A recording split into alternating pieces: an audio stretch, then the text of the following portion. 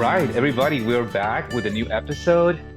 Here we are again, Hoshi Rio, and welcome everybody, and thank you once more for tuning in and being with us. Today we have a very, very, very special guest, a good friend of ours as well, and we want to talk about an interesting topic today. I will let her to present today's topic, and yeah, so. Dr. Danielle, welcome to Hoshi Rio. Thank you so much for being with us. Yeah, thank And you have an interesting story to tell all the time, So I would like for you maybe do you want to present yourself? yeah. So go ahead. Hi guys, thank you for having me. Interesting story. Okay, I am certified in functional medicine. I've been certified since 2008. Of course, I'm a medical doctor, of course, my training here in Tijuana. Yes, I am an MD, and I think I cannot deny that. But uh, but I want to be here like Danielle, like a normal aging human being that is proud of aging, let's say. That we all are. Mhm. Yeah. I love it. I Mm. love it. I love it because it's we were talking about that a little bit yesterday about, healthy aging and this happens to all of us. I mean, Yeah. this is our nature, and to grow and to develop and then to get old. And I think some people may have some kind of a conflict with that. So now that you're talking about a Aging. normal aging, you know, Process. human being like any of us, Yeah. Okay. So do you want to talk about that? why this topic interests me? Okay. I grew up having both of my grandmothers, right? My maternal grandmother is still alive. She's going to turn, I think, Mm. 99 next month. Wow. But I had these two, well, of course, my mother and then the two grandmothers, right? And I remember as a child, when I told my maternal grandmother, the one that is still alive, I told her I call her grandma, right? And she was like, "No, don't call me grandma. Call me Mama Nympha," right? And I was like, "Why?" And she's like, "It makes me feel old. So don't." And so she would get upset, and I would question her. I would debate her, like, "But you're not my mom. You're my grandmother, right?" And I was used to my other grandmother that it was normal to call her grandma, right? So I think maybe even since there, I remember people not feeling comfortable with aging. And to me, it didn't make sense that she wanted to feel young, or that she didn't want me to call her grandmother. I don't know if that's something that I did not think about until now. Of course, you're in your teen years, your 20s, and everything is going normal, right? Mm. But it gets to a certain age where you start seeing your friends, your family members, they're questioning aging, right? For example, my dad, he would see himself in the mirror and he would say, "Oh, life is so unfair, right? Look at me, I'm old."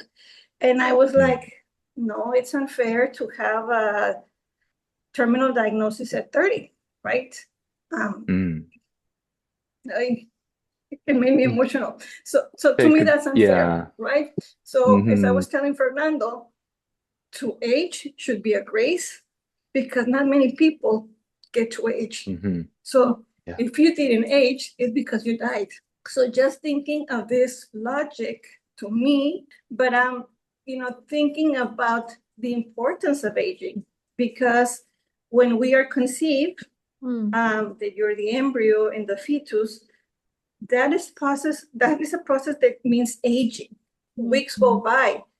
You're born because you aged, you Mm. grew, you matured. So nobody wants to stay at 20 weeks old of fetus, right? Yeah. Or at 30 Yeah. week. So why is it that we get to an age where Mm. we want that growth to stop? Mm. And of course, reaching my age, 50s, I see my friends complaining about menopause, that it's so hard, that it's so bad, that it's, all of these things. It really made me question, again, why do you want to still look young, right? We have this, the media, Hollywood or whatever, Yes. Yes. pushing, you know, Image. plastic surgery, aesthetic procedures, all of this stuff, right? So I'm like, why can't we just promote that it's okay to age, it's okay to have wrinkles, it's okay not to look 20, not to look 30. So yeah, so that kind of drove me into this, so that I see my friends now that they have to do Botox, or they have to do the facelift, or they have to do, things, because now the theory is that you have to do plastic surgery before your face really falls. So it's Oh look more my. aesthetic, and so you look like you're aging, but not that much, right? So I'm like, oh, okay, interesting. Mm. Yeah. I mean, and I'm kind of going back to what you were saying about, first how our stories when we are children kind of get wired and kind of in some ways, give birth to kinds of questions Mm. that we ask ourselves because we are in that environment. And the closest people that we relate to, offer us that possibility of questioning, and that develops also that sense of curiosity. It's like, but Mm. why? Why do we don't accept that everything grows, everything has a process, everything expands, and that's the nature of life, of things as well. So yes, you're right. There's we kind of I think we kind of fall a little bit off the wagon in some ways, with Mhm. trying to pretend or be somebody who we are not. And there's Mhm. a whole industry in industry in this part. It's okay, everybody is free to choose, but I see Mhm. definitely the point of what you're saying, and especially the Mm. psychological or emotional component of Mm. um if you're this age, it means that you had the grace to age. You have the opportunity and the possibility to be here. Mm. So I love that. I love that, Yeah, so being in gratitude. yeah, Mm. yeah. Me too. It reminded me of gratitude. But sometimes especially when you're younger, you forget. You just take it for granted.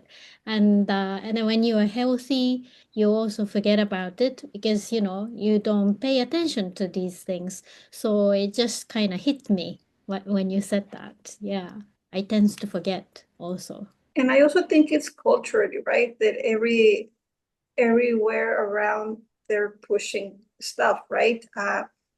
Even to the point that we have anti-aging medicine, right? Yeah.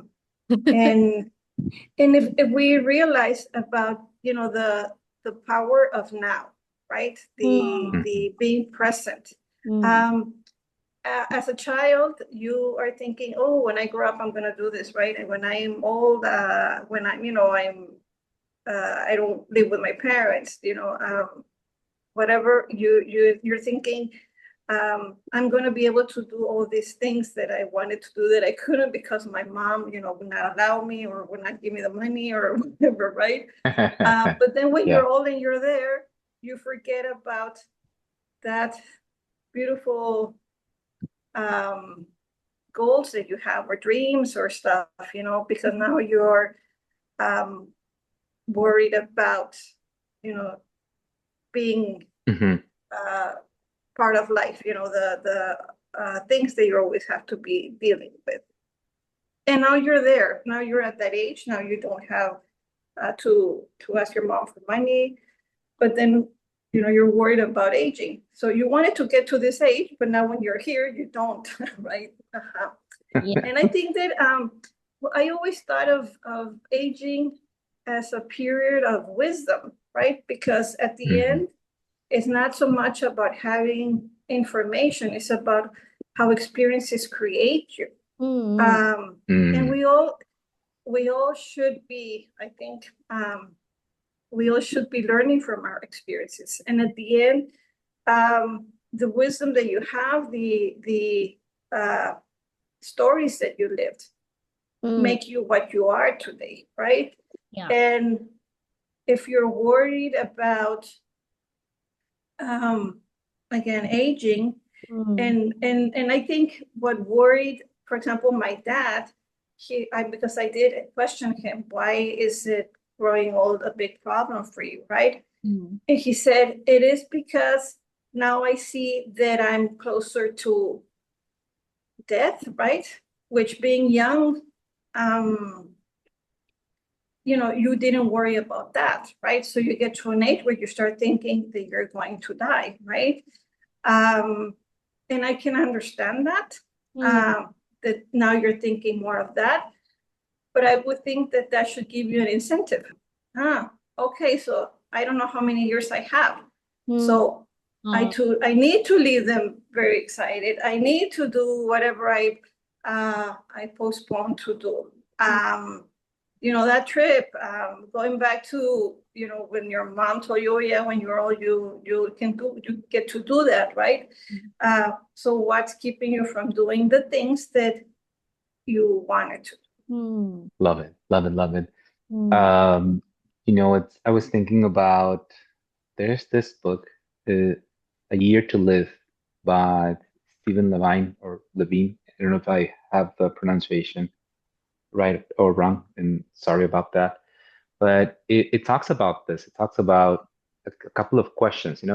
Theoretically, if you have just 1 year to live, are you living the life that you truly and authentically want to live? And going back to what you're saying about, we have all these dreams and all these hopes and all these projects that we want to do when we were older as we are kids, and now that we're here, maybe we get all wrapped up in work and think and stuff, and then we don't do the things that we actually were hoping to do sometimes. So yeah, just kind of following up with what you were saying. So mhm.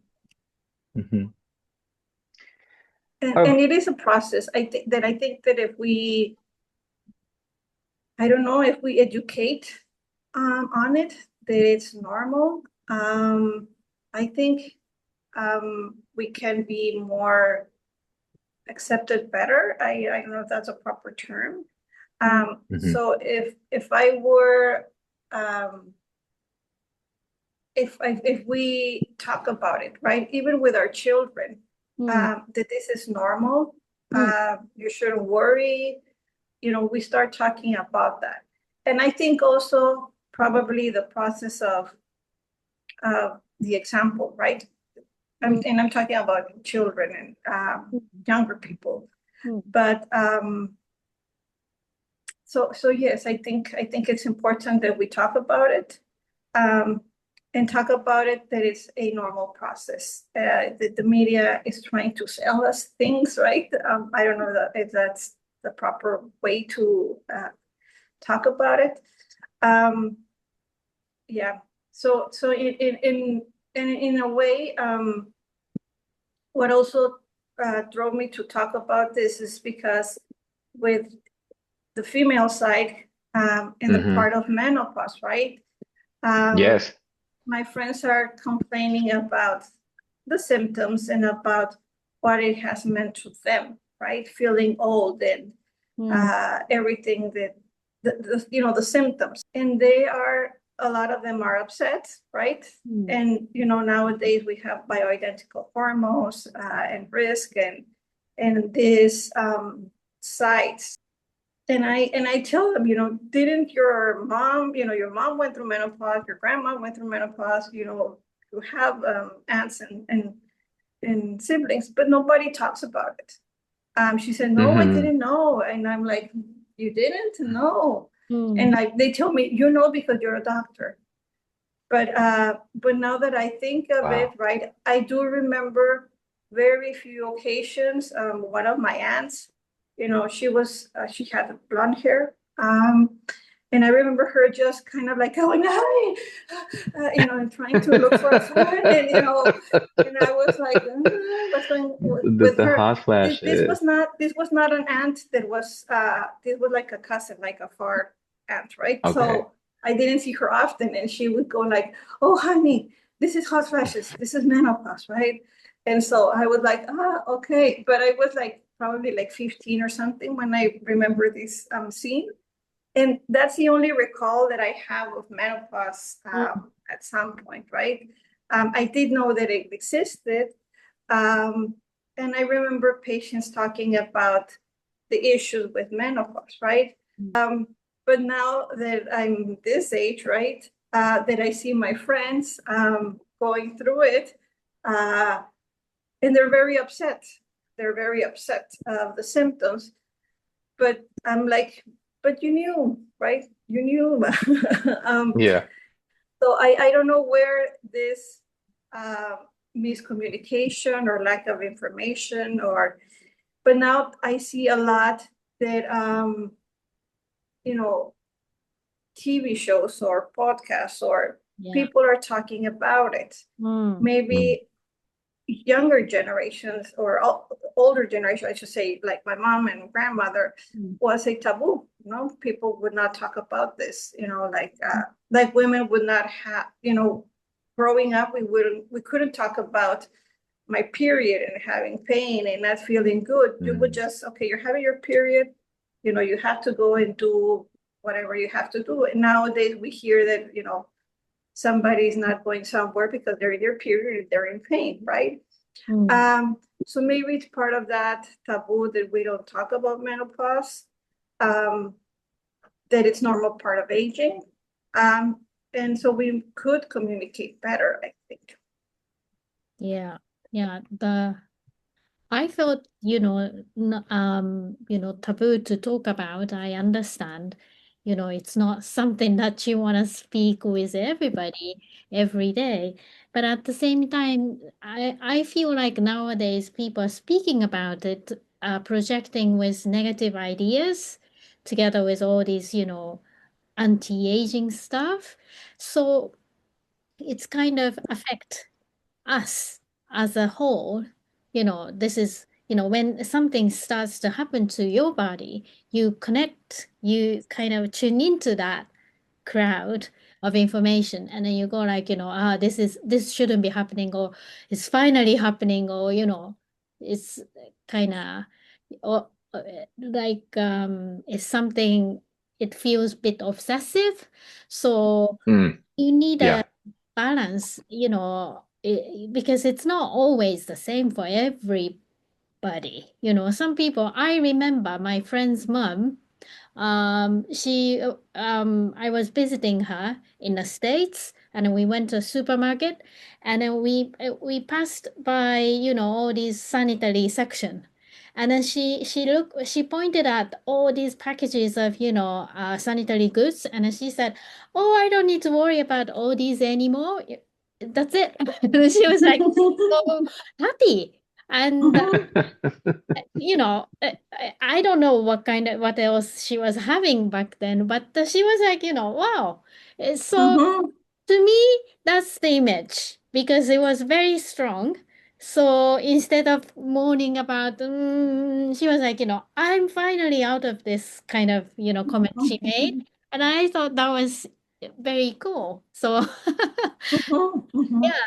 So, Was thinking also about, how, aging has affected men. And mhm. maybe you think that sometimes can be a taboo in some families between women, moms and daughters and aunts, between men.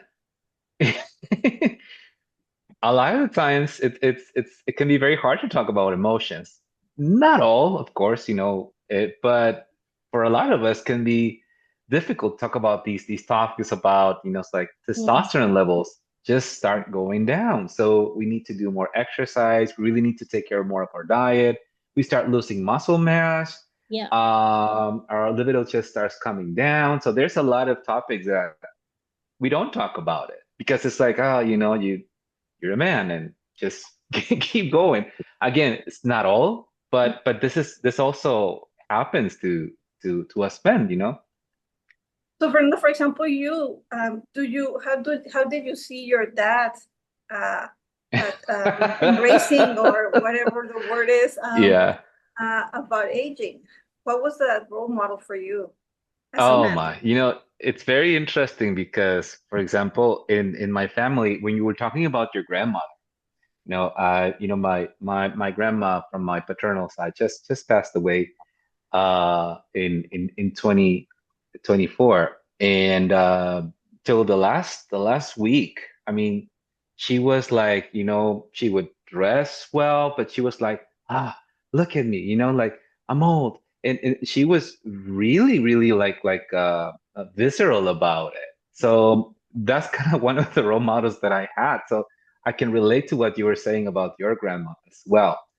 And for example, with my dad, I see my dad. He's kind of more accepting of what is. Is we had this conversation, a couple of days back. It's like there's a certain age and where, I mean, if you're in your 30s and your 50s, maybe you can go up at the second floor and try to fix the roof. But if in your maybe, I don't know, 70s or 80s and you have back issues, maybe you should pay somebody Mm. to, Mm-hmm. to work on your roof. Just consider it. So we were having that conversation about, just make wiser and conscious decisions. Don't try to be that all the time, like, yeah, I can do it. And it's okay to Mm-hmm. delegate. It's okay to let go. It doesn't make you Mm-hmm. less of a man. Mm. Mm-hmm. So we were having that conversation, I think a couple of weeks back. Mm. But it's true. I think it's a lot of it is acceptance, accepting where we are. And I think we were talking about this a little bit uh, before about accepting where we are, and Mm. also accepting and embracing with gratitude the years that life has given us. No, and you want to touch base with that, Danny, about days we have lived. Okay.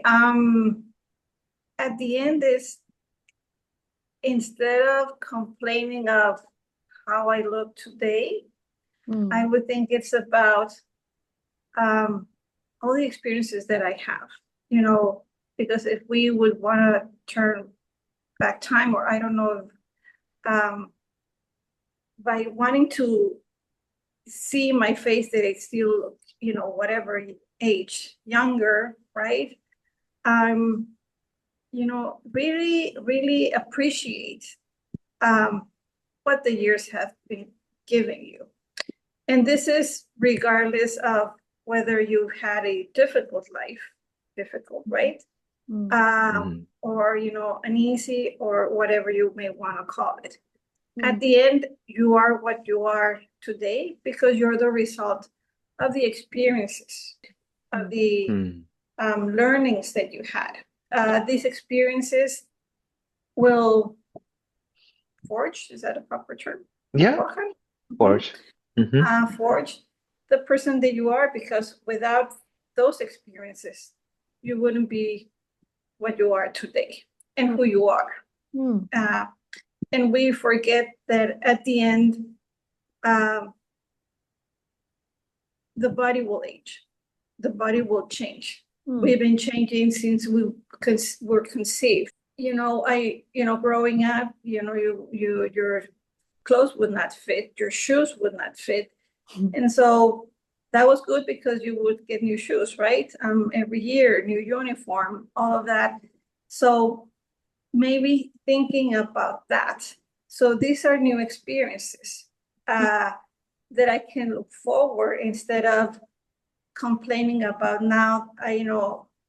You don't want everything to maintain the same, right? Because otherwise you're not growing. Mm. Um, and so to think of this as a normal process of changing, and Mm. then you have to adapt. You will have to adapt, just like Fernando was saying. Okay, before I could eat a pack of tostilocos or whatever, potato chips with lemon and chili. without any problem and drink soda. Now I can't because I have acid reflux and blah, blah, blah. Okay. So I have to change that, right? I have to change that. Yeah, for those who And don't know what tostilocos are, is chips with chili, lemon, salt, cucumber, Very Mexican. very spicy, very very Mexican. Sorry, Mexican. parenthesis. Yes, go ahead, Danny. Sorry, I just wanted to clear that up. Uh-huh. Uh, So, Brita Deb. Those are things that we have to adjust to. That's the way that I see it. And we will have to adjust to many things, just like a car. At some point it starts needing, more fixing, and then you say, okay, it's time to change my car.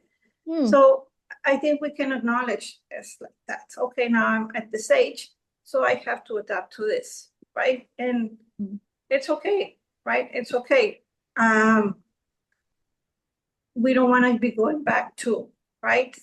Okay, now you have to exercise because, you're with hormone changes, right? But There vitality, comes, yeah. there comes changes in your body. So, okay, I have to adjust for that. So it's acceptance and self-care are so crucial. This emotional process of embracing what age you are, and and I do want to make emphasis because sometimes, especially I don't know if you've seen the videos from the 80s. At least here, there's a couple of videos from the 80s here in Mexico, where people in their 20s or 30s looked older than their age. Very different than people who are, I mean, people that were in their 20s and 30s and in their 80s and in 1980s, they look like they were on their 40s. It's strange. So also the way of aging has changed through generations. I think we have more information. You want to say something, Keiko? Yeah, you said they look older in an old Mm-hmm. video. So does this mean a kind of positive way? Like they look older with dignity and with more Ah, and things like that? Or simply it's the matter of style, like a fashion yeah. and how they present? Yeah. It's kind of like the style, the fashion. It was just different, and I think every generation also ages differently. I think, also because of culture, because of information. But anyways, I wanted to just also bring that into the conversation. Can I say No, something? and even Ah, so even when you see TV shows, right? Uh-huh. The grandmother, the old lady in the TV show, when when they reflect back on that, they were 53, 50, 4, 56, whatever. And then they put an image of a singer at this same age and how Hmm. different they look, right? Yes. And you're like, oh, we had the idea that this was an old lady, right? Hmm. And now, but you don't think of, Jennifer Lopez, like an old lady, right? No. Or Yeah.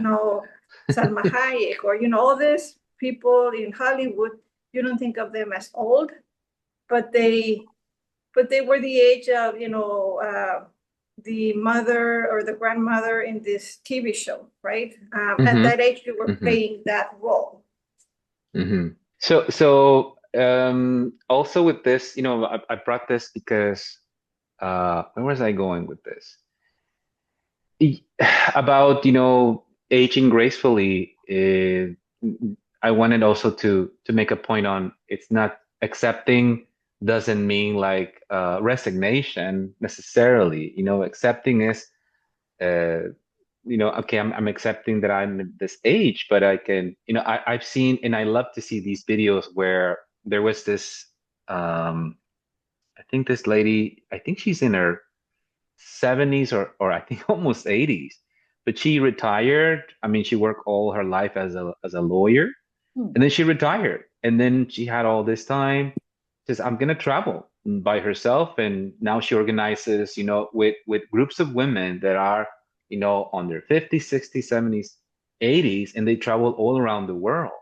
And she has a word. Let me see if I can translate it. The word in Spanish is mejor movimiento, aunque me duelan las rodillas, a estar en la casa, o sea, postrada, sin hacer nada, ¿no? I don't know how to translate that, but So it's it's like it's better. better to be traveling with pain in my knees than staying home, sitting, feeling stiff, no? Right. Kind of Uh-huh. like that. Get it. Yeah. So the intention of that is like live your life. It Mm. doesn't matter at what age necessarily, but embrace it with what you have, who you are, and explore and have new experiences and live your life. So, um, Danny, is there anything that you can share with us, for our audience, for women and for men, for everybody, that, something that they can start doing right now as a practical, tangible, something that they can do on their lives to start embracing, just this graceful aging. What can they do to make a difference? I think one of the things would be to look back uh, at what you are Mm. at your Mm. age and think of it as an achievement, right? First of all, Mm. and be Mm. grateful, right? Not everything was perfect, right? But it made you the person that you are. And Mm. gratitude, that would be the word, gratitude. And with aging comes this physical hormone changes. So I think a very easy step that I would recommend would be exercise, right? Because, well, we have the part of the exercise that is good for your heart. So for example, exercise for the cardiovascular health is very important because, and I don't know if that is something that is explained, right? So with aging, we have insulin resistance, right? So the sugar that we consume needs to be metabolized. So exercise can help you with that. Mm. That would be one thing. Another benefit would be cardiovascular risk. The concern that we have with cardiovascular risk is that as we age, the arteries get clogged. That's the theory that we have. Inside Mm. of the arteries, we have inflammation, right? But if we don't exercise, we don't put our body through stress. So when you exercise, cardiovascular exercise, that makes your heart rate go up. Mm. It causes your heart is pumping, right? It has so many vessels. When you put your body through that stress, the requirements of blood and oxygen increase. So that will make your heart develop more circulation because it's being stressed. Mm. So that benefit of doing exercise will, let's say, put your body through a certain amount of stress, so your body adapts to that, Mm. and your Mm. heart is better irrigated. So in the case of an event, your body has pathways to compensate for that. So that would be the cardiovascular exercise, right? Okay. But from the point of view of osteoporosis, Mm. men also get osteoporosis. We think of women because after menopause, but with osteoporosis, the concern is pathological fractures. Because if a person breaks a bone and doesn't have good bone mass, it'll take a while to repair that bone. Now, by exercising when you're moving the muscle, the trauma from pulling will help you produce bone. Oh. That would be that part. But there's the other part Okay. that we want to prevent the falls, and you prevent the falls by doing exercises that promote balance, right? So if you exercise, you'll be able to move better and less risk of falls. Yeah. Okay, so that would be something very, very simple. And of course, we get the benefit of the endorphin production, which is undeniable. We think of older people being more depressed, right? And we think, okay, it could be aging, it could be the regretment they're probably leaving, but there are many things that we can do to help with that, and exercise is one of them, right? Most people are not used to exercising, but talking about those changes, because you want to preserve the good things that you have, you exercise to help maintain that. So exercise would be something very easy, I think. That can help in many ways. It can help you feel better. It also helps you with quality of sleep. So I think that would be something that strongly would recommend if you were not using to exercise. If you say, I never needed to exercise, well, there were many things that you didn't have to do before, right? It's time. It's time. It's time, Yeah. but don't look at Yeah. this as a bad. So at this age, right, you have the time very quickly, right? If you're in your 50s and your 60s, you don't have a 2-year-old. Most of us, right? Unless there's something happening that you're raising a child, I can understand that. But in reality, even in your 60s and your 70s, Fernando, you have children, right? But and you have to attend to them. But now it's easier for you to make time for you to exercise, Yes. right?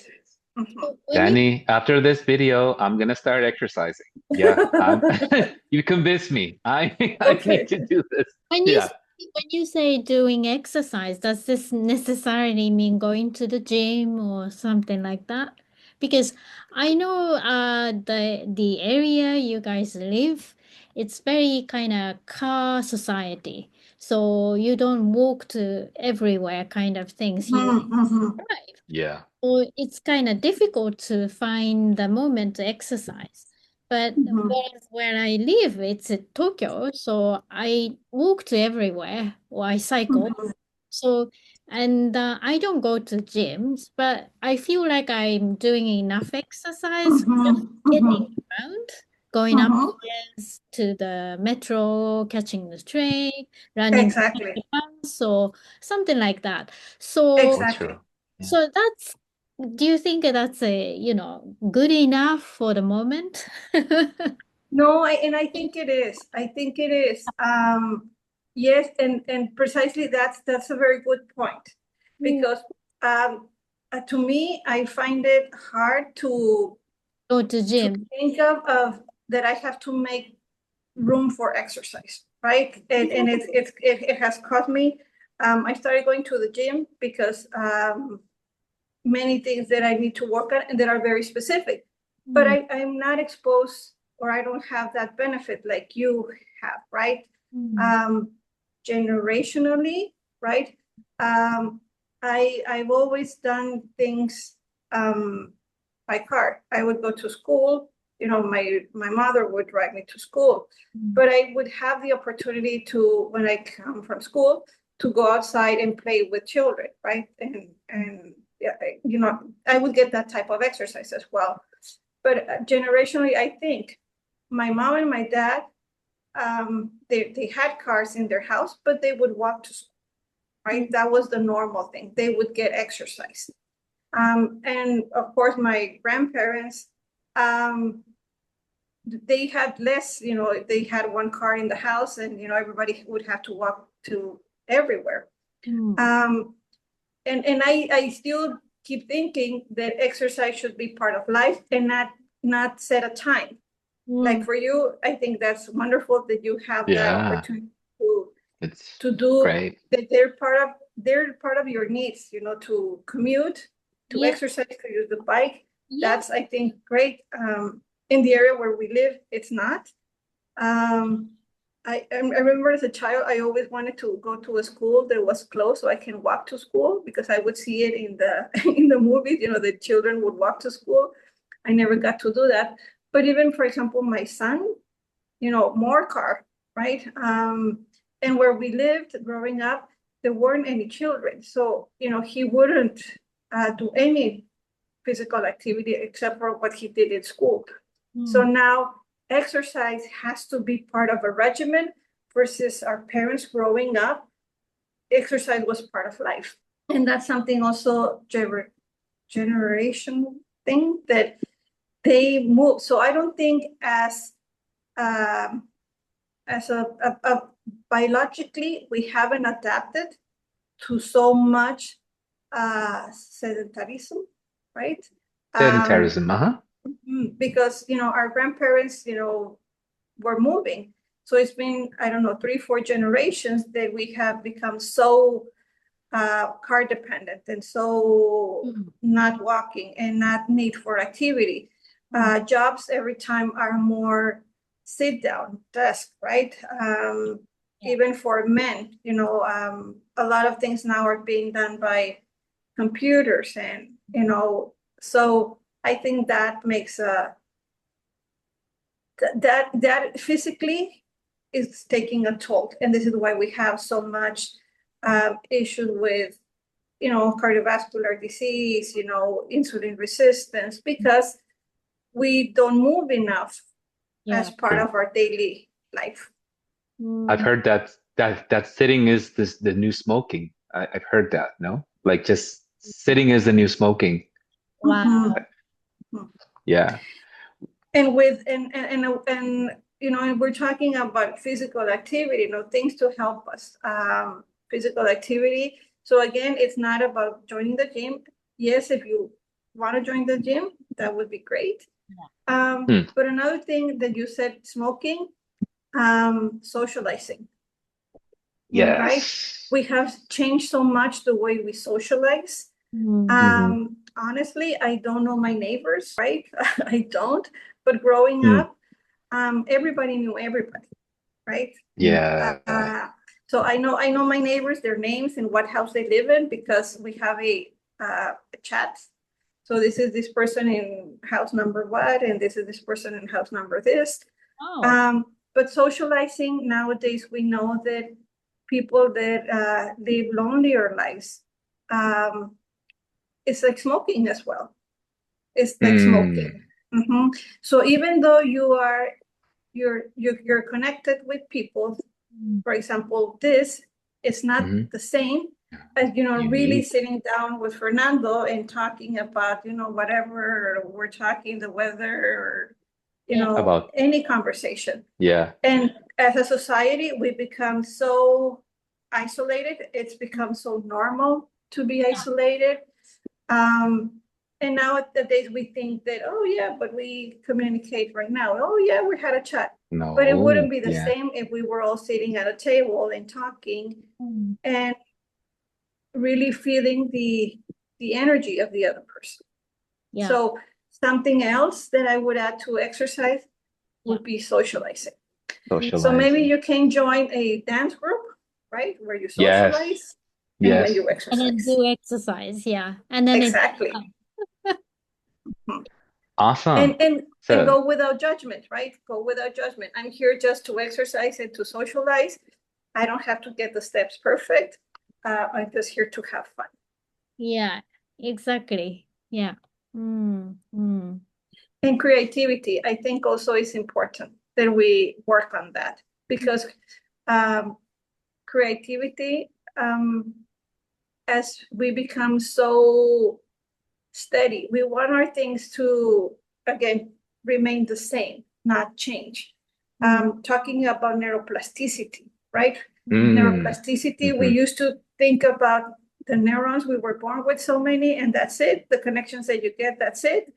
And eventually your brain cells are going to start dying. But nowadays we know that neuroplasticity is possible, meaning that we can make new brain connections. So if you incorporate creativity as part of your life, now that you're retired, right? Now that you don't have to be doing so many things for others, probably, hopefully. Um, Hmm. Being creative. Fernando, you're very creative. I always ask when I do my medical histories, what hobbies do you have? And because Hmm. I want to see how they are working their brains out, but also what gives them joy. Because you will Yes. hear often women say past, hobbies, and they're like, Hmm. well, I used to do this. I used to paint. I used to sing. Oh, and it's kind of like for them, like a shocker. Hmm. But you have other patients that say, "Oh yes, I love to paint and I love to do and I do the da da da," and they get excited about Yes. that. Yes. Um, so the idea, from one point of view, is for you to work on your creativity, but also to work on yourself and do things that bring you joy, that is not Hmm. something that you have to do. Mm. And I always tell patients, find a hobby. You need to find a hobby, and I tell them, don't think of this as, okay, now I have to exercise. I have to socialize. I have to take this up for this. No, don't think of this as I have to, right?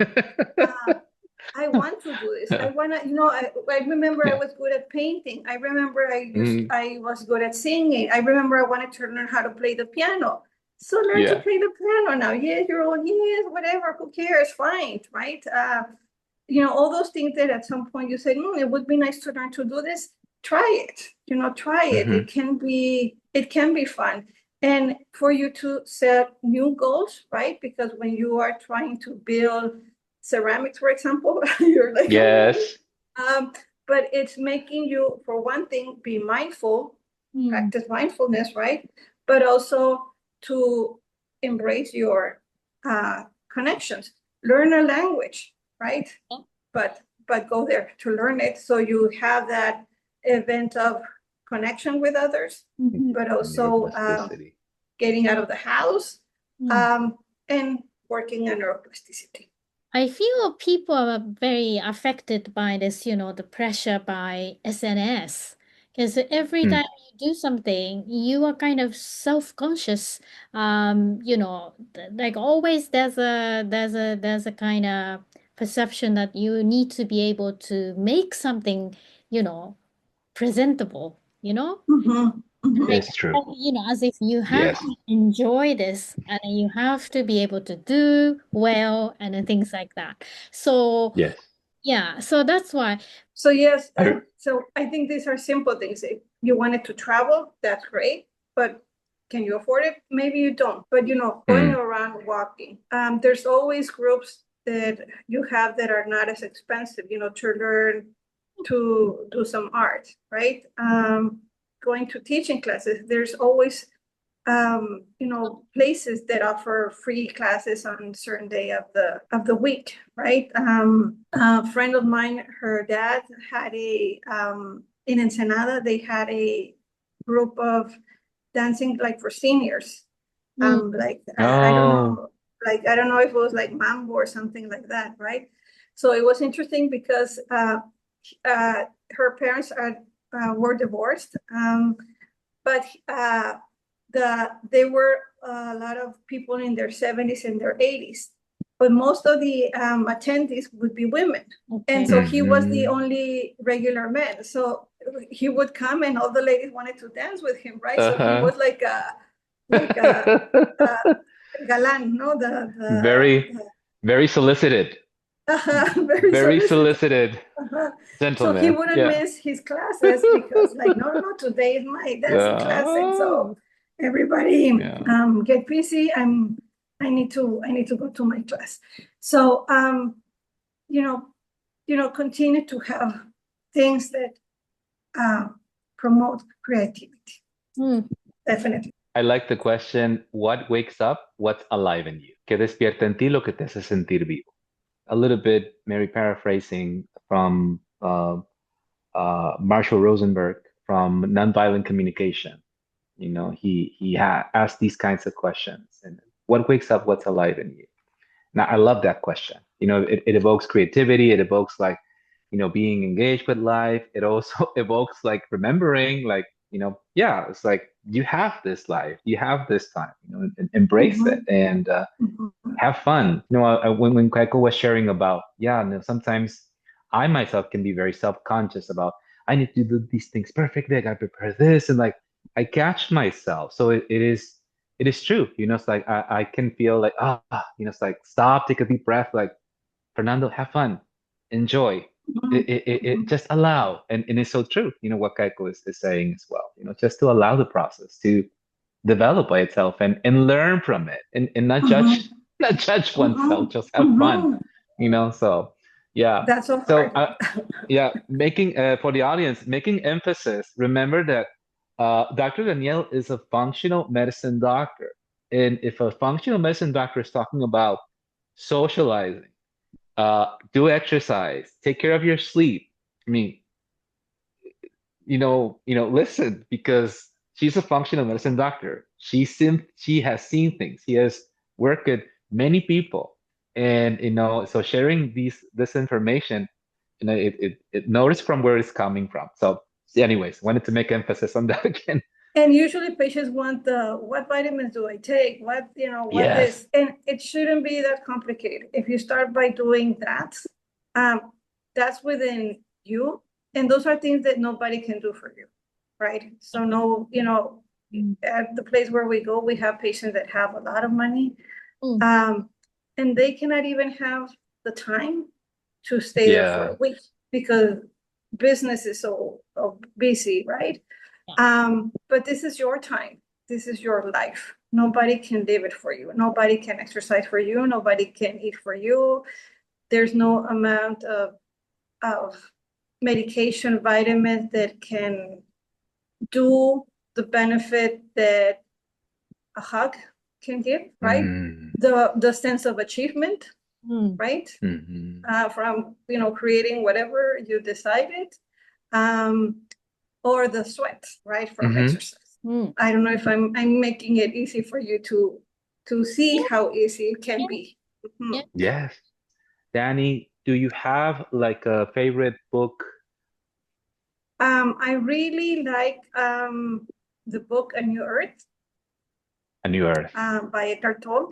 I Eckhart really Tolle. like that book because it gives you examples of different between different belief systems or religions or in it. It gives you so many examples. I remember I tried to read this book many years because it was in the Oprah show. And so Okay. I tried to read it and I couldn't understand it. It was so hard. So anyway, I decided to leave it alone. And at some point I read it and it was like, oh my God, it's so broad in terms of um, giving you. I think that what I like about the book is it gives you examples, right? Mm. It gives you Mm, examples that in this culture they use this, and then the Zen master here, and the Buddha here, and Christ that. So mm, it opened my thoughts, right? Of course, being raised Catholic, you are used to this is the right way, Mm. but then you see there are other cultures that are doing things different and they believe it's the right thing. It's not about right or bad, Mm. or it's about what other cultures can teach me, right? Um, so I think that's a beautiful book, but it's hard to understand. But I think the book, The Power of Now, I think it's also, mm, that's the pre-book mhm, to that. And to me, learning about the purpose of being present Mm. is so powerful Mm. because I try to do this. I've tried to do this, but it's hard sometimes for me because I'm not used to this, right? But if you focus on your breathing, um, at the end, you have everything that you need because we're always mm, worried about this, and that. Mm. And if you just focus on breathing, which I think the pandemic gave us a lot with the breathing, with the symptoms, right? At the end, we always had for free what was a priority, and that would be oxygen and breathing. We count our life by the first moment you take your breath, right? When you're born and you pull the baby. So the first thing that you want to see when you are receiving a baby is that they breathe, right? So you're doing everything to stimulate. So, and at the end, we count the end of our life because a person stops breathing, right? But in reality, everything that happens between those periods of life, it's something that is for free, and that we've never questioned whether it's going to be there. Nobody questions whether tomorrow there's going to be enough oxygen for me to breathe. And that's something that if we feel that everything is going wrong with our lives, if we just are grateful that there's always oxygen for me to breathe and to stay alive, that's a lot. One more time, thank you, Danny. Thank you so much. It's been a very wonderful conversation, very insightful. Thank you so much for being with us. Remember, stay curious, everybody, and keep creating. Yay. Bye-bye.